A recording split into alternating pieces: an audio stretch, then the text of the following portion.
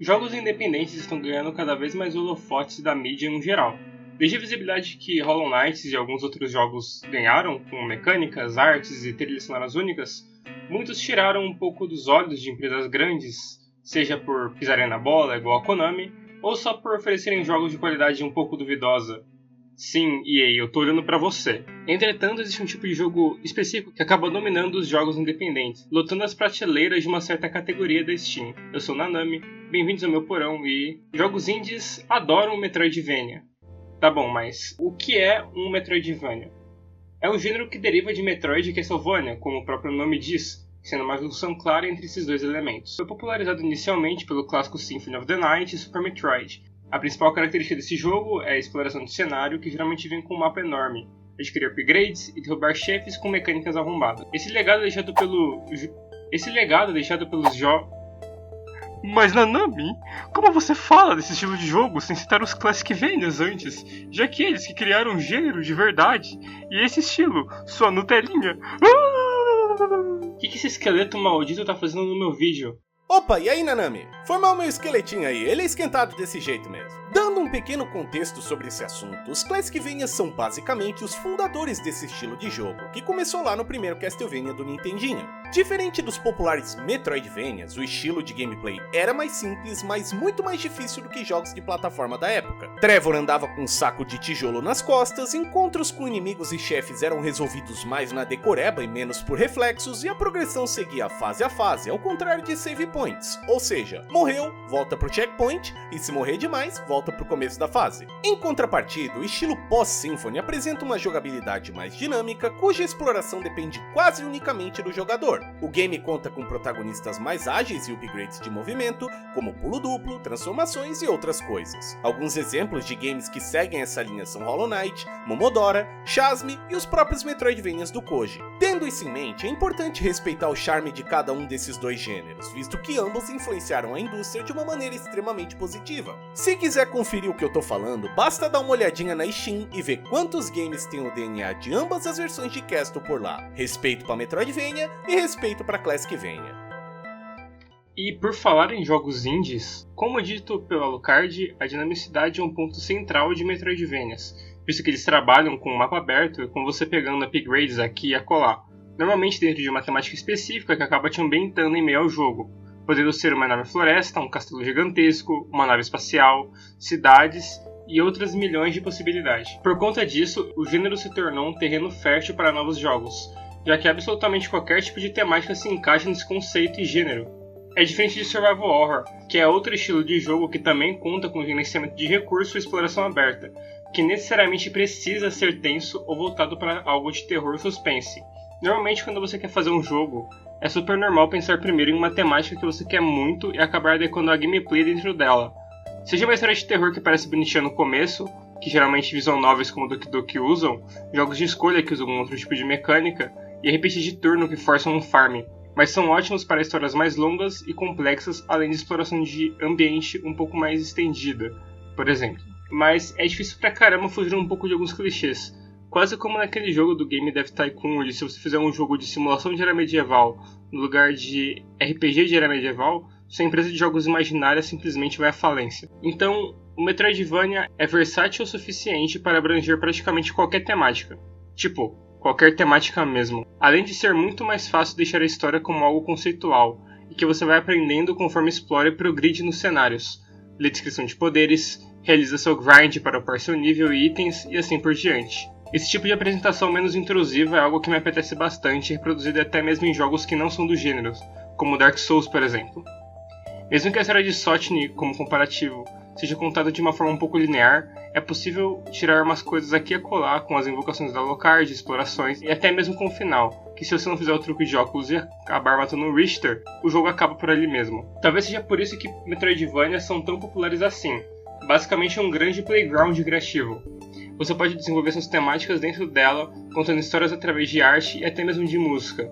E quando você dá esse gênero na mão de pessoas talentosas, oh boy, o resultado é incrível. Então, assim como no vídeo de RPG Maker, vem cá, segura minha mão. Bora pra uma jornada dentro do estilo predileto de empresas indies.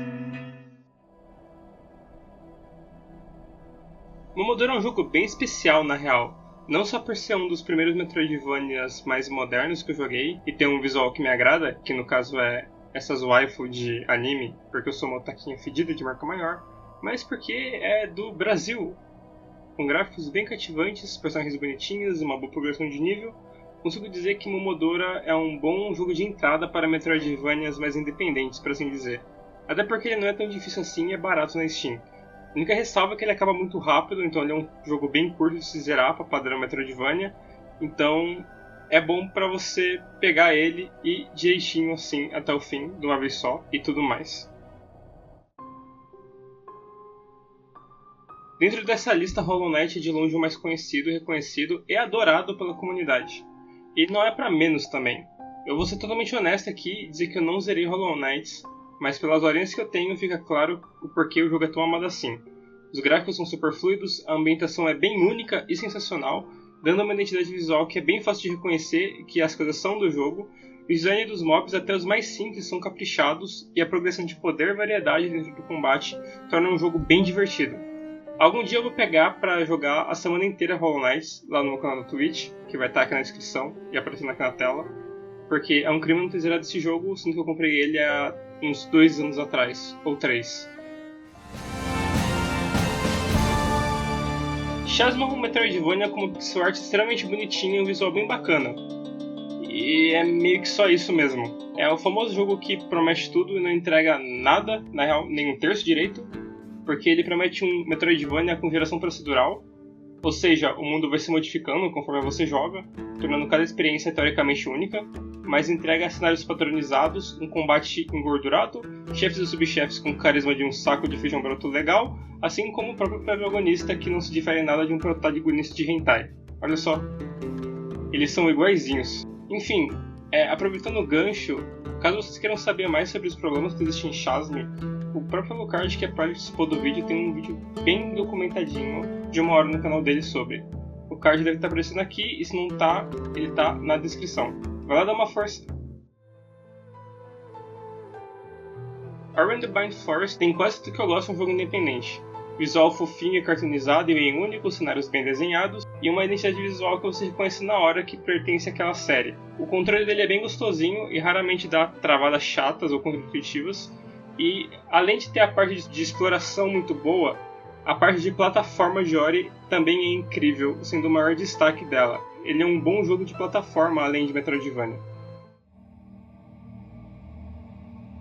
Blasphemous é o jogo mais Souls-like dos Metroidvanias daqui, além de ser um pouco edgy, que eu joguei há muito tempo, só que tem um visual bem caprichado e bonito. As pixel arts são bem feitas e tem detalhes que realmente chamam a sua atenção.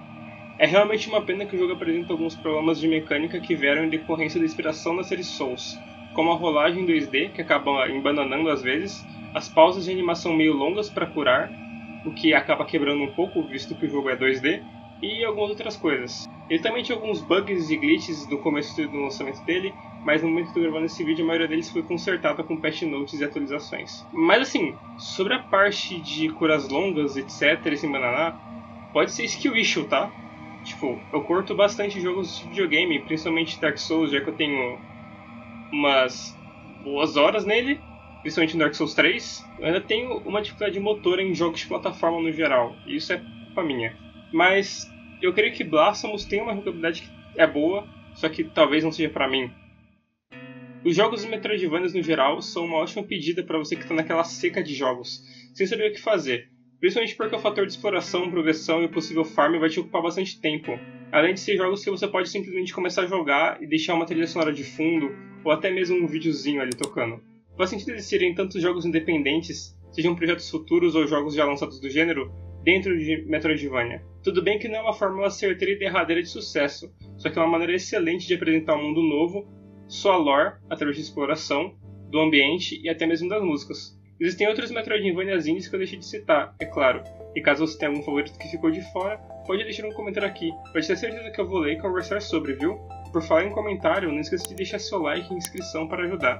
O YouTube gosta de frequência e eu só estou voltando a fazer vídeos recentemente, então isso realmente vai ajudar a ele não passar a faca no alcance do meu canal.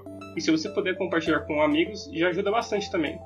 Aqui é Nanami, Muito obrigado ao Master Alucard pela participação no vídeo, e eu te dou um adeus, diretamente do meu porão.